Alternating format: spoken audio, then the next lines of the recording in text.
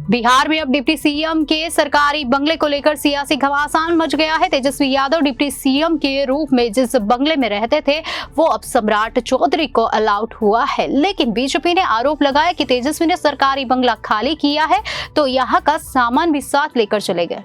बिहार में एनडीए सोमवार को तेजस्वी यादव द्वारा हाल ही में खाली किए गए बंगले के सामान चोरी होने का आरोप लगाया गया है। ये बंगला तेजस्वी को राज्य का डिप्टी सीएम रहने के दौरान अलाउट किया गया था। अब तेजस्वी ने ये बंगला खाली कर दिया और दूसरे बंगले में शिफ्ट हो गए, लेकिन बीजेपी वाले कह रहे हैं कि तेजस्वी यादव बंगला खाली करते वक्त अपने साथ बंगले का सारा सामान भी ले गए। बीजेपी नेताओं का आरोप है कि पटना के पास देश रत्न मार्ग बंगले के टोटी ही नहीं, wash basin, bathtub, roof, fridge, TV, सोफे, बेड और यहाँ तक कि बिजली के स्विच तक गायब है। राष्ट्रीय जनता दल यानी आरजेडी ने आरोपों पर पलटवार करते हुए कहा कि एनडीए तेजस्वी यादव और उनके पिता लालू प्रसाद को नौकरी के बदले जमीन घोटाले में दिल्ली की एक अदालत से जमानत मिलने पर अपनी हताशा जाहिर कर रहा है।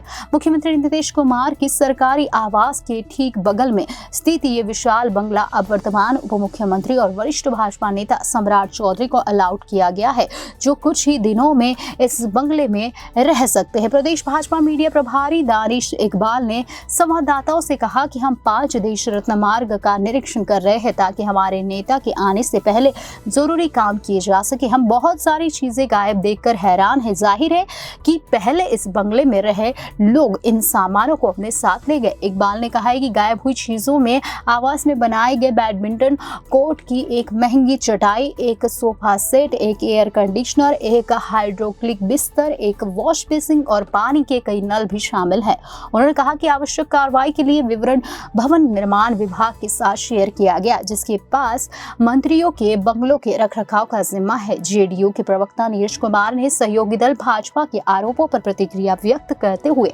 कहा है कि तेजस्वी यादव को बंगला खाली करने में इतने महीने लग गए, यह अपने आप में चिंता का विषय है, लेकिन अगर उन्होंने अपने लोगों को सरकारी संपत्ति लूटने की अनुमति दी है तो ये उनके चरित्र पर सवाल उठता है। उम्मीद है कि उप मुख्यमंत्री इस मामले को गंभीरता से लेंगे और इसे तार्किक निष्कर्ष तक ले जाएंगे।